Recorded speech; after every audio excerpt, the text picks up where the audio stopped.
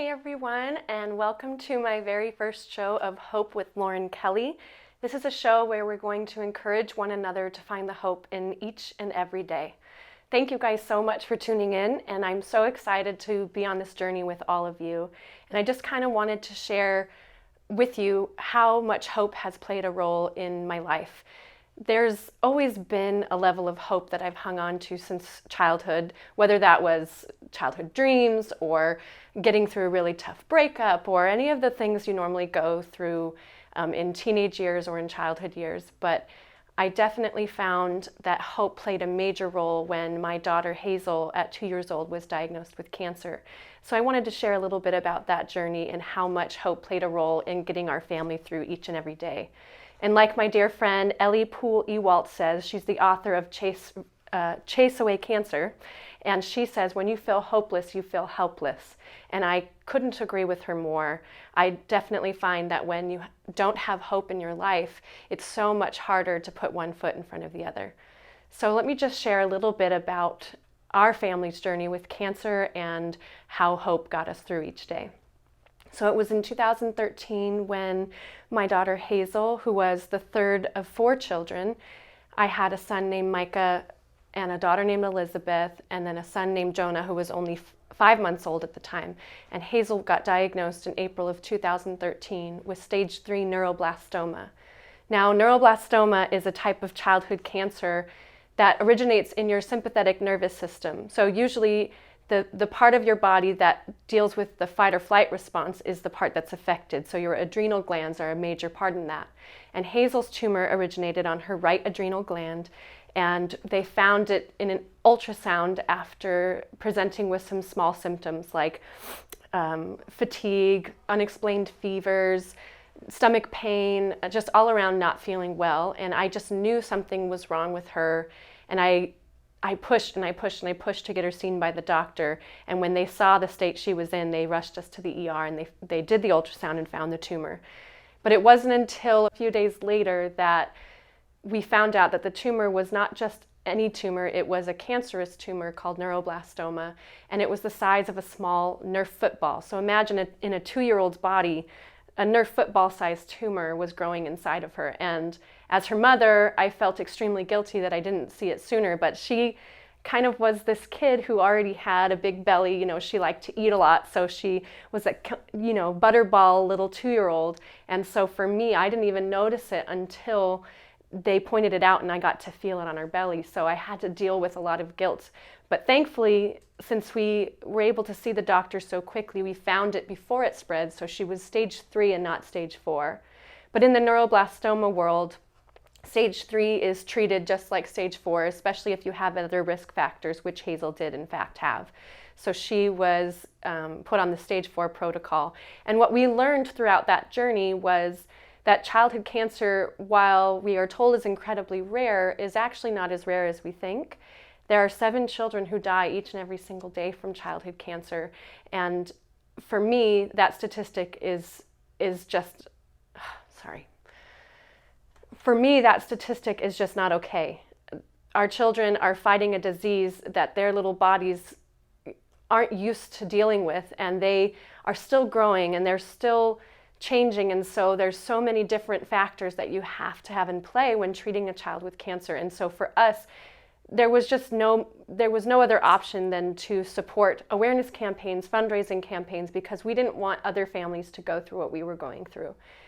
And her initial diagnosis was overwhelming, to say the least. Our family, again, we had 4 young children. I was a stay-at-home mom. It was something that just tore us apart and rocked our world to the core. But somehow we were able to hold on to our faith and hold on to the small glimmers of hope that we had throughout her diagnosis, like it not spreading too far, or the fact that she had a very strong will, and we had a big support system, and we had access to really good and important treatment. And so for us, we tried to hang on to those things so we could be able to move forward. And don't get me wrong, it wasn't an easy thing to do. I had a difficult time each and every single day.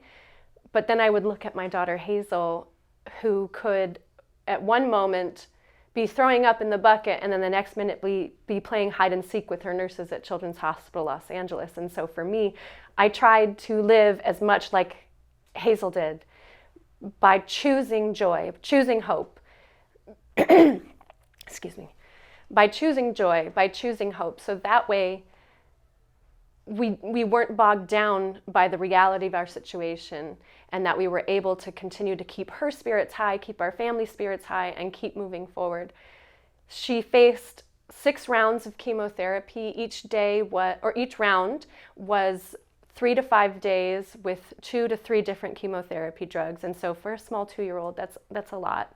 And in the midst of that, she also had an 8-hour tumor resection surgery. And then she was led to do a stem cell transplant, which is like a bone marrow transplant, but it's a process in which you receive your own stem cells back and not from a donor. And it's a way to help eradicate all cancer cells left in the body and then restart your immune system in hopes that it would be ready and able to fight the cancer that is no longer there. And then after that, she had such extreme complications that she ended up in the ICU for about 4 weeks in a sedated coma, because her body was just completely shutting down. And there was a moment where the doctors came in and they said, there's nothing more that we can do. We are doing everything that we can, and now it's really up to her body if she's strong enough to keep pulling through. And they had us sit down and go through all the things that would need to change in order for us to see progress. And so I remember there was a day my husband and I sat in the hospital bed next to our daughter, and we said, okay, the reality of losing her is here. And somehow we have to be able to keep breathing. We have to be able to keep moving. And we have to pray and hold on to hope that these numbers in her labs were going to change, or that she was going to show signs of progress. And I don't know really how we did it, but it was that hope that we were holding on to that got us through. And miraculously, she did pull through. She came out of sedation, and she didn't know how to walk. She didn't know how to talk. She didn't know how to swallow even. And she had to relearn all of these things as the drugs and the medications were filtering out of her body. But she was with us. And each morning she opened her eyes, there was hope. And so we just hung on to that every single day. And then after that, she was inpatient rehab for about 4 to 5 more weeks, but she had to continue on with cancer treatment, which she went on to do 20 doses of radiation, where they radiated directly where her tumor was in her body. And it's crazy to say, but that was the easiest part of her treatment. And I never would want another child to have to face it. But when you've already faced what we did, it was almost a breeze to be able to go in for about half an hour, get the radiation, and go home, and she was feeling fine, and her counts weren't low. And so it was in those moments too where we went, okay, this isn't as hard, so we can keep going. And again, we had to make those choices every single day.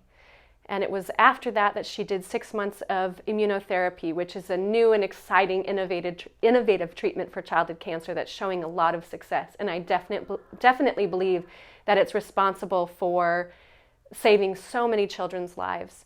And it was then June of 2014 that she completed treatment, and she was cancer-free. And for our family, it was like a new chance at life. And we had another baby that we added to our family, my daughter Zoe. And it was all of these moments that we said, okay, we're choosing joy, we're choosing hope, we're choosing life. And we could look to our children, especially to Hazel, who was so good at it, and be encouraged to keep moving forward. And I wanted to share with you today a blog post that I wrote, because it was in 2016, after 2.5 years of being cancer-free, that Hazel relapsed. And there's currently no known cure for relapsed neuroblastoma. And for me, the reality of losing her became even more palpable with each passing day.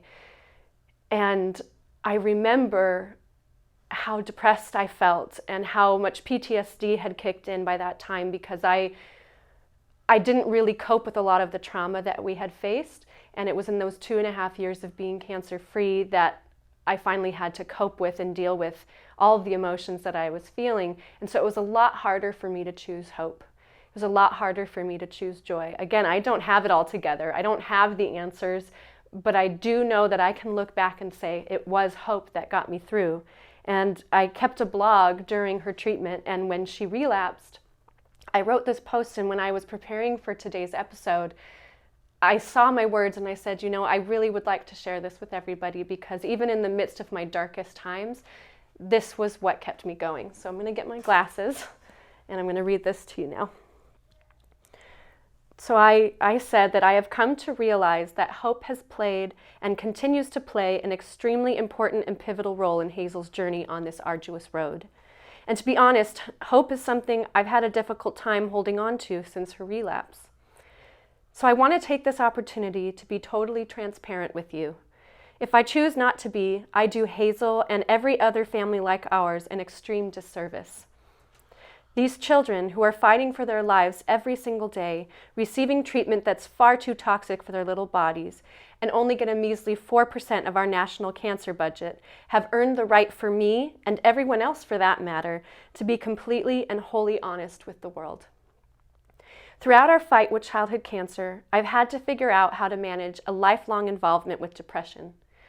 Through faith and hope, I was able to manage it fairly well throughout Hazel's first fight with cancer, only having some small dips in the road, but it's still being ever present. Toward the end of treatment and continuing through her 2.5 years of clear scans, PTSD reared its ugly head and exacerbated the already underlying depression. While I should have been at my most joyful, my most thankful, my most hopeful, I had times where I struggled to get out of bed in the morning. And the fear of cancer coming back and tearing my daughter, my family, and myself apart once more was something so palpable I could hold it in my hands and feel its effect wash over me like a tidal wave. I found that giving back to the world of childhood cancer became my purpose, my passion, my therapy. It helped to make it able for me to pull up my bootstraps and give cancer a tangible kick in the face by making the world aware of its hideousness and by raising money to help annihilate it once and for all. But when Hazel's cancer returned, I wasn't prepared. But who really is? I walked into those routine scans just 2 days before she started kindergarten with a smidge of confidence for the very first time. Hazel was stronger and healthier than ever.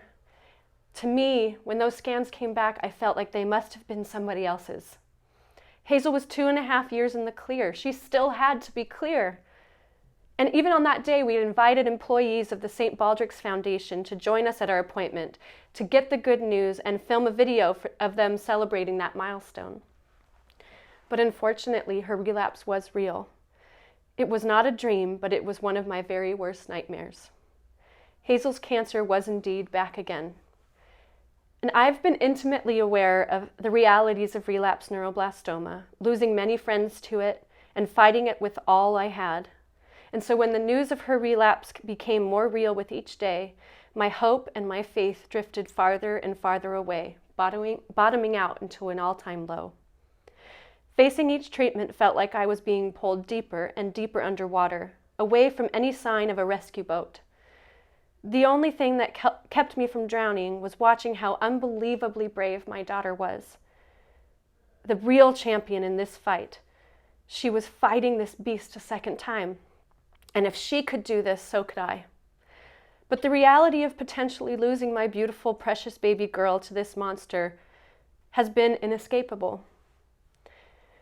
Hazel's follow-up scans came during the first treatment we tried, which during her relapse, she tried a new treatment that had just been approved by the FDA, and we were really, really hopeful for it, but I was very, very scared.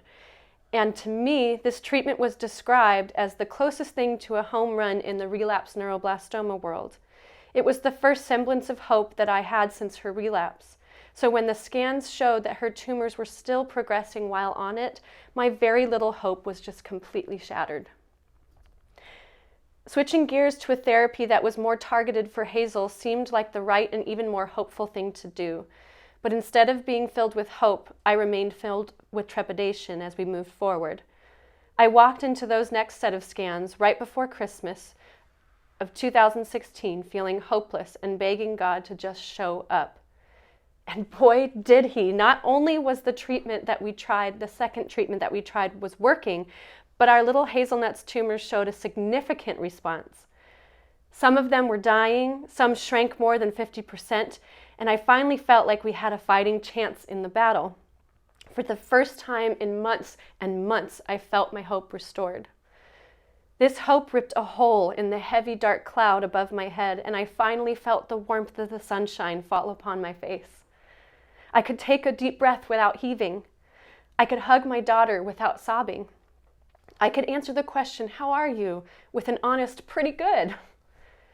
So when I say I do not think it was an accident that Hazel was recovering better than ever, I think it's because it was in direct correlation to me being filled with hope once again.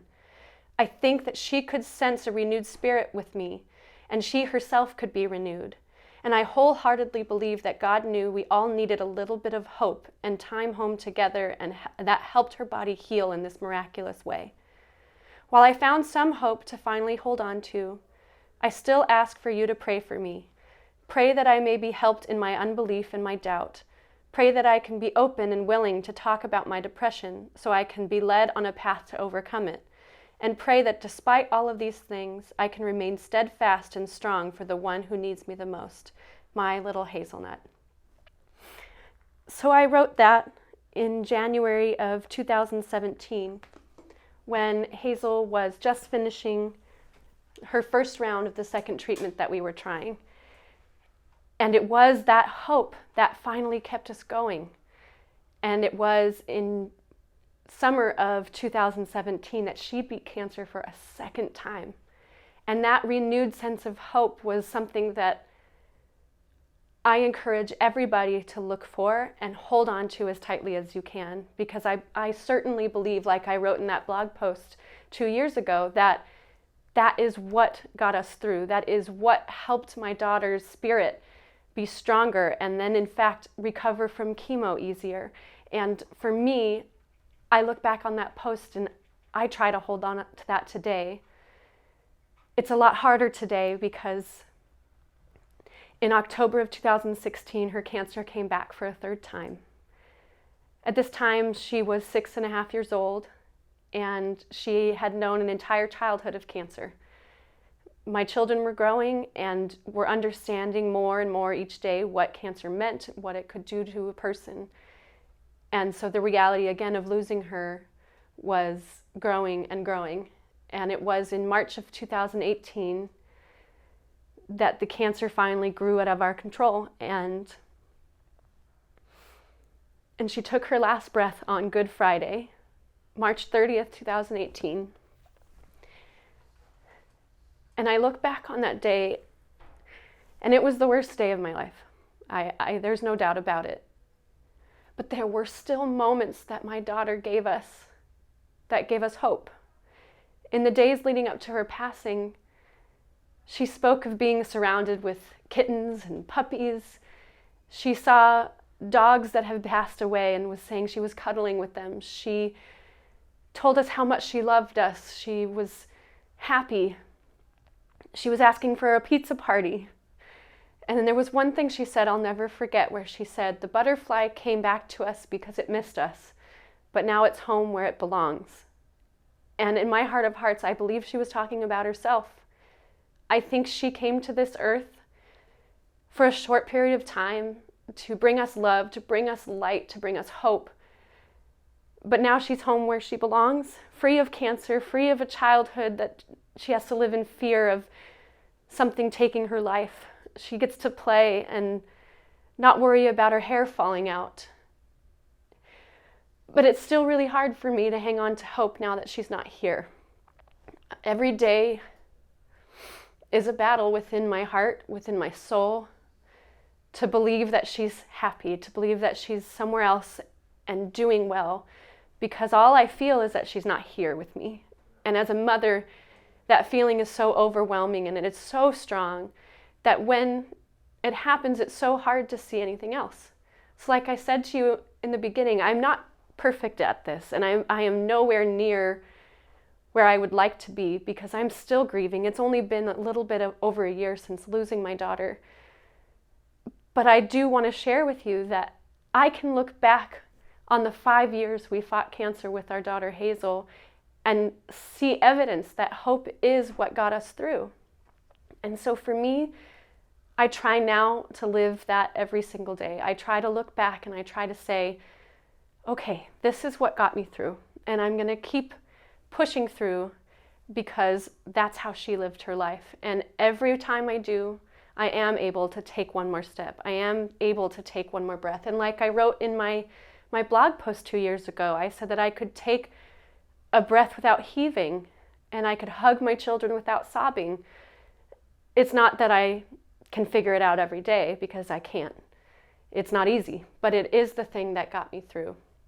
And I see that with other families. I see that there are so many other families that are facing cancer diagnoses with their children, and it is the hope and the support from the people around them that get them through.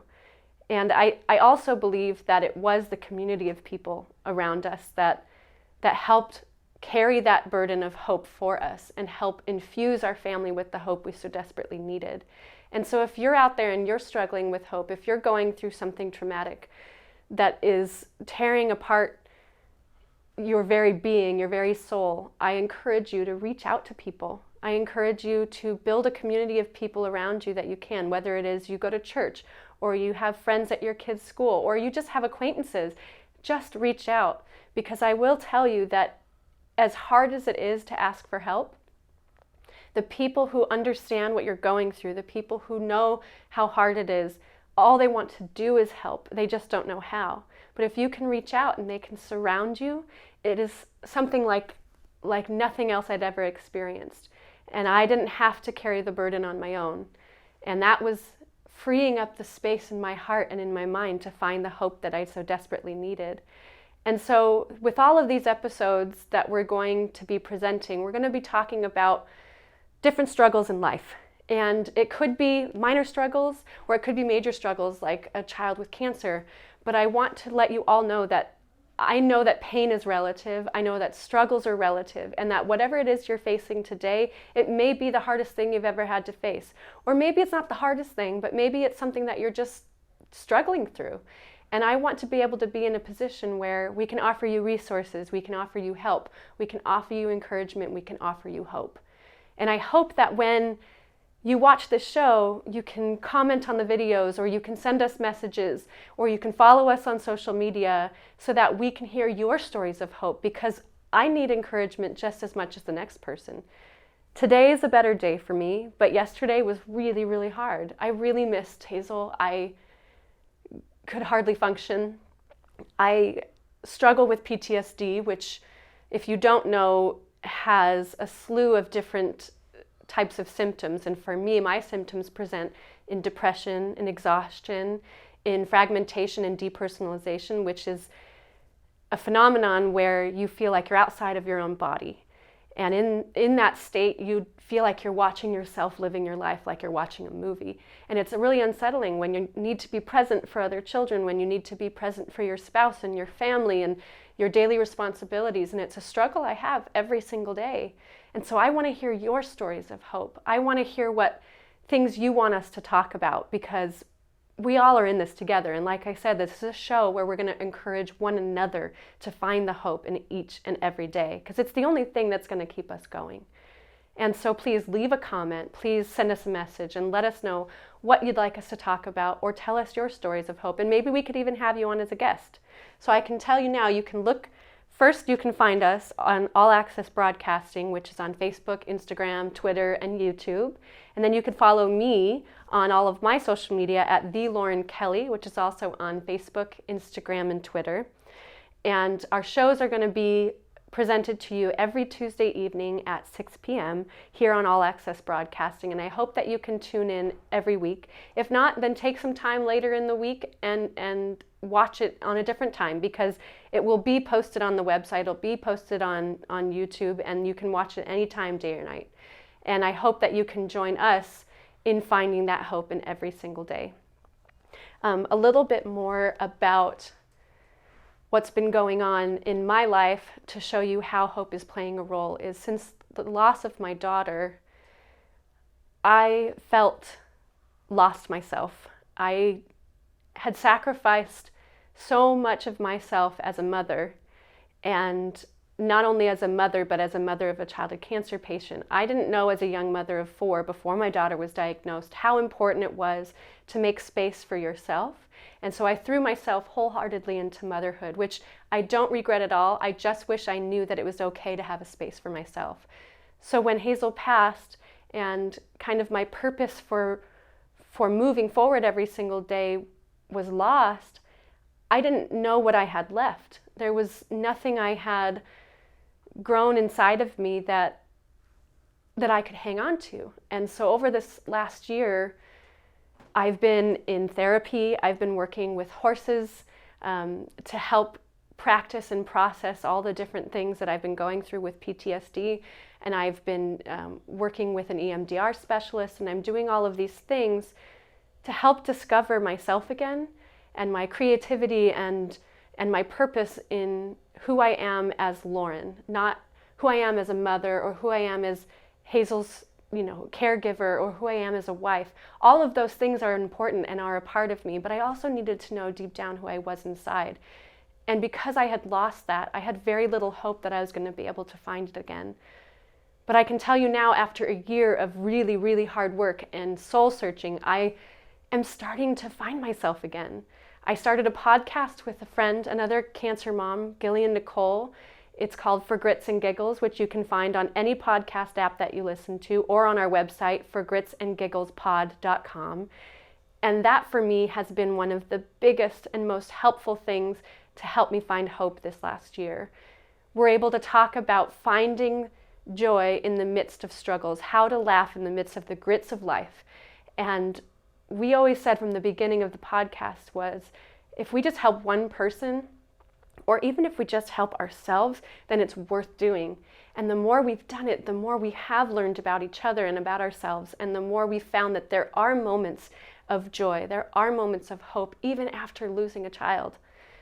Some days I don't want to see it. Some days I think it's almost like a betrayal to Hazel, but I found that the more I focus on it, the more I talk about it, the more I'm honest and transparent with people, the more I'm able to find it, and the more other people are able to tell me how they found it, which then encourages me to keep moving forward. So I think over this last year, doing that podcast, going through therapy, and now doing this show and finding these things that bring me fulfillment in my soul has really helped just part those clouds, like I said in my blog post entry, because I've been in the shadow of those clouds for so long. And even on the days where it does open up and I do find the hope, sometimes I feel guilty because I feel like I'm leaving Hazel behind somehow. But when I really think about it, I think about the way she chose to live life. And she chose joy and she chose hope. And so I want to honor her in the best way that I know how. And I think it is by choosing life and by doing the things that bring my soul contentment and fulfillment and hope. And so again, I encourage you, if you're a mother and you're feeling the same way where you're losing yourself, try to fold in those things. My therapist had encouraged me to fold in small things to bring that sense of self to light again. So I started doing a writing class. I started exercising. I started getting out in nature more. And there's so many resources out there, so many books about how to kind of center yourself and find that fulfillment in your life and be able to find the hope and the sunshine in every single day. And I'm going to put a list on my Facebook pages, my Instagram pages of some of the books that have been really helpful to me. And again, I think also the podcast, doing it with somebody and talking to somebody about it, has probably been the most helpful. And I know it's hard to reach out to people for help. I know it's hard to tell people how honest you are, and to be honest with people and tell them how you're really feeling, be vulnerable. I think is one of the hardest things to do as a human being, but I also believe that it's one of the most important things to do as a human being, because it is the thing that can get us through. So if you're struggling, reach out. If you're struggling with depression, you're not alone. If you're struggling with anxiety, you're not alone. Just reach out to one person. It's the thing that got me through, and I think it's the thing that can get you through. So as I talk more about hope and how it's played a role in my life, I also want to let you know that I have done a lot of research, and I've done a lot with my therapist where we've talked about different ways to find hope. And like I've given you my examples, I wanted to read something to you that I found really helpful. Reading for me is one of the biggest things. And again, I'll post a list of different books that have been most helpful to me. But this was something I found on Psychology Today, and it was from a therapist's perspective on ways to find hope and ways to infuse hope in your life. And so I wanted to speak this to you as a resource.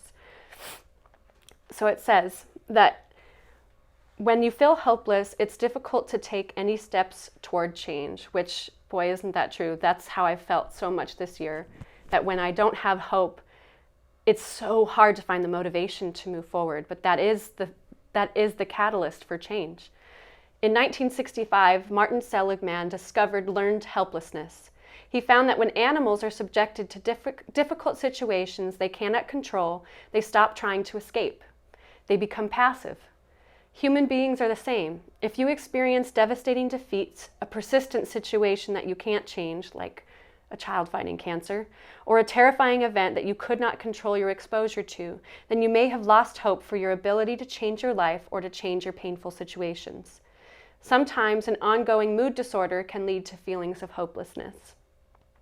Apathy or hopelessness may be puzzling to those around you. Why wouldn't you try to get a job, make friends, eat healthier, or live someone who's abusive? When you have no hope, you see any efforts to change your life as futile. You may blame yourself. You might say that you cannot manage life, cannot make friends, and cannot succeed in getting a job. You accept whatever happens as beyond your control. You may begin to despair.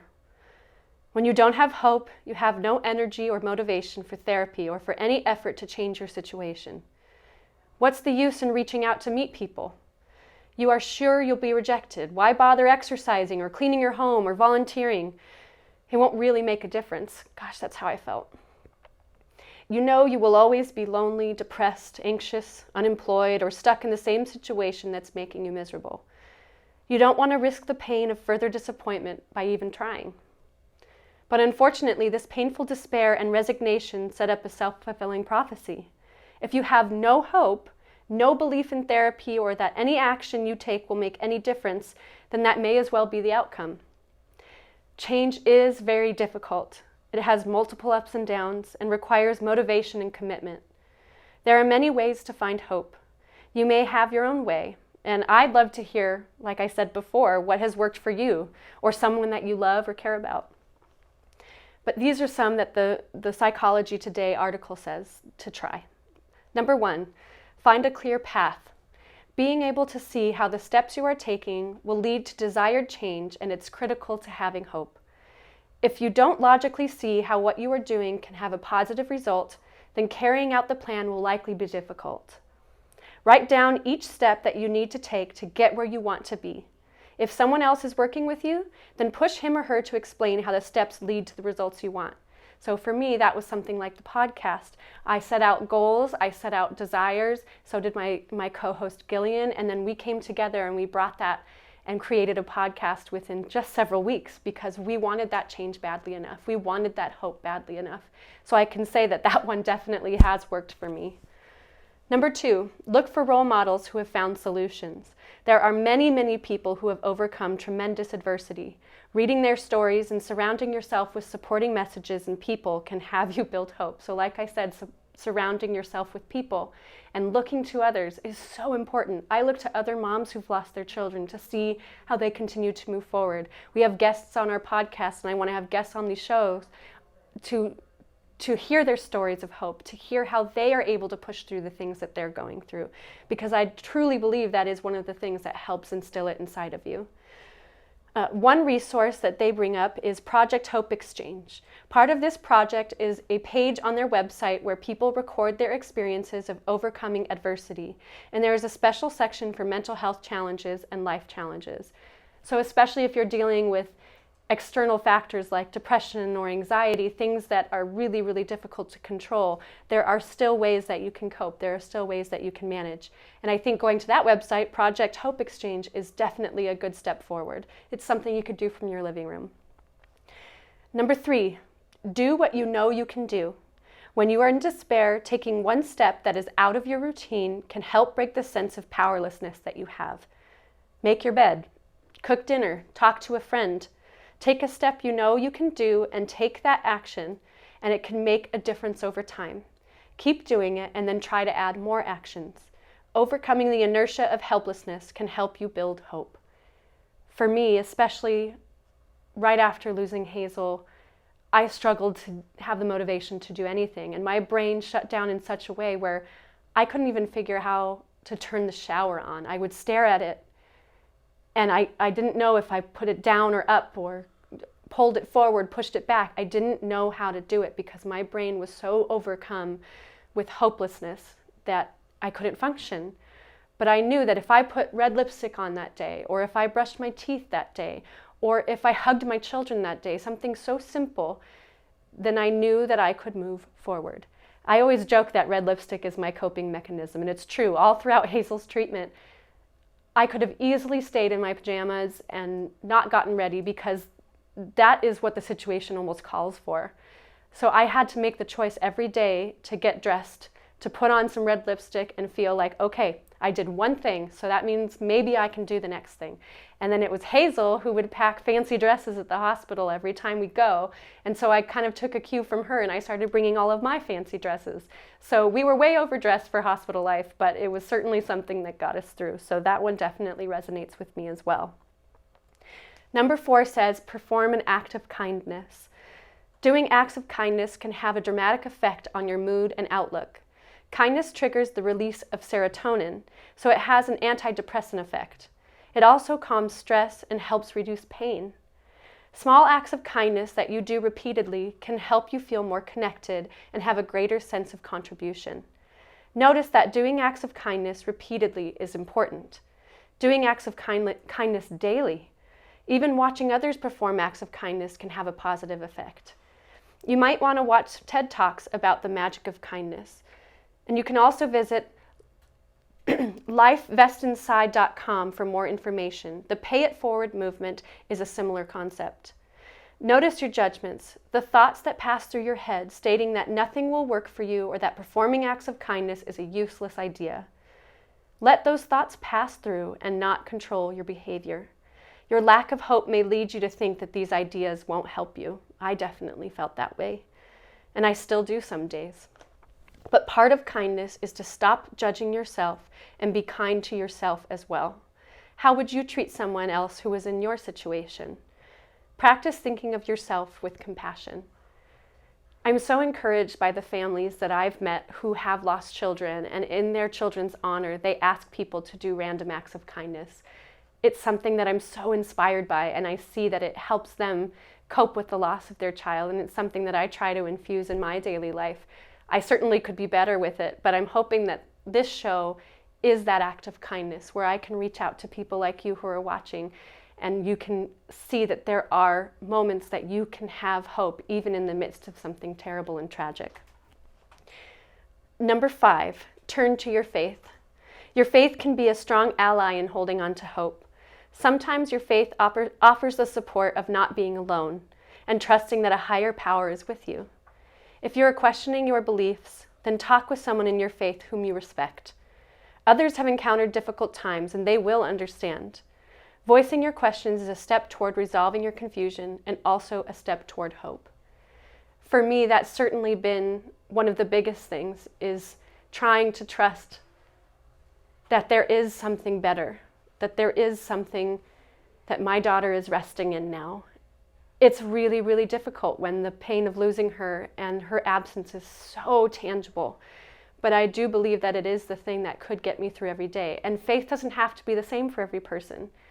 And I think that if you can dig deep inside of you and find faith in a greater purpose and a greater good, that would be helpful, just as they're saying here. Number 6, practice mindfulness. While doing acts of kindness and in your everyday life, your thoughts may naturally wander to the past and focus on events that didn't work out or other situations that were painful. That will often add to your depression and hopelessness. When you're depressed, you have difficulty seeing any positive events or remembering that you were ever happy. When you focus your attention on the here and now, you are able to find more peace and less stress. There are many websites offering free mindfulness exercises, and you can look for them online. And I also know there are many apps, which I'll also list in the comments and also on my website. Mindfulness has been the hardest thing for me. I have a brain that's filled with anxiety, a brain that is filled with photographic memories, and so the past is something that can control me a lot. But I know in those moments when I take a deep breath and I say, I'm here right now. I can feel the chair that I'm sitting on. I can smell the sweetness of the flowers. It's in those moments that I can go, okay, I'm okay. And I'm not one that can sit in peace and quiet all the time. You know, I know a lot of people really do well with meditation or with yoga or with something that helps them bring a peaceful mindfulness. But my thoughts run too quickly that I have a very hard time quieting it. So I do activities that keep me in the present moment, like equine therapy. Working with horses, you have to be present. You have to be mindful, not only for your safety, but also just so you can experience what it's like working with a horse. And that has been the most beautiful and incredible experience. And so I'm trying to implement that in my everyday life. Be just as present with my kids, be just as present when I'm cleaning the house or doing the laundry, or just as present when I'm taking a walk, or just as present when I'm having a conversation with a friend. And it's in those moments when I don't look too far forward and I don't look too far back where I feel the most sane, the most comfortable, the most hopeful. It's not easy to do. And I know that I can just say this to you like, here, this is the solution, but I'm saying that we're in this together. And I'm saying that these are the things that I'm seeing are working for me, and I'm going to keep trying. And I hope that by watching this, by hearing these resources, you can keep trying. And again, I'm not perfect. I'm going to fail. So don't hold me on a pedestal like I've got it all figured out, because I don't. But I hope that we can kind of walk this life together as human beings and know that we both, or we all, struggle, and that we can just encourage one another to find the hope in every day. Thank you again for joining me. Again, it's Hope with Lauren Kelley, Tuesdays at 6 p.m. You can find us on All Access Broadcasting on Facebook, Instagram, and Twitter, and on YouTube. You can find me on The Lauren Kelley, Facebook, Instagram, and Twitter, also on my website at thelaurenkelley.com. You can listen to my podcast, For Grits and Giggles. You can listen on any podcast app, or you can find our website at forgritsandgigglespod.com. And I want to make sure you tune in next week, because next week we're going to be talking about going back to school. We're going to have an incredible guest. She's Simi Valley School retired school principal Lori Rangel, my dear friend, an incredible human being who helped our family get through the toughest of times when my kids were in elementary school. And I'm really excited to hear what she has to say about the struggles of going back to school, not only as a mother, because she's also a mother, but as a principal who's caring for an entire school of elementary school age children. So tune in next week, Tuesday at 6 p.m. And I also want to leave every show with some words on hope. And this week, I've been trying to think about some of the things that impacted me most. And I was looking up quotes on hope. I was looking up books on hope. I was looking for all these different things. And then I sat down and I thought to myself, no, I want something more personal. I want something that I can share with you that has made a tremendous impact on my life. And it came from my daughter, Hazel. It was during her second battle with cancer when she was sitting with my husband, and she said something about our family and about how we got through the cancer journey together and how that played an important part for her in getting through each day. And it's the thing that was so powerful for our family. It's the thing that we put on her memorial stone where she's buried, because we feel like it summed up her entire being, her entire way of life. And it's the thing that I look to for the most encouragement. So instead of some quote from the internet or some quote from a book, I wanted to share this from my daughter, Hazel. She said that nothing can stick us apart because we always stick together. And I hope that you can live that in your daily life, where you stick together and it helps you get through the day. I know that that's what we're doing, that this could have torn our family apart, and we're still working through it.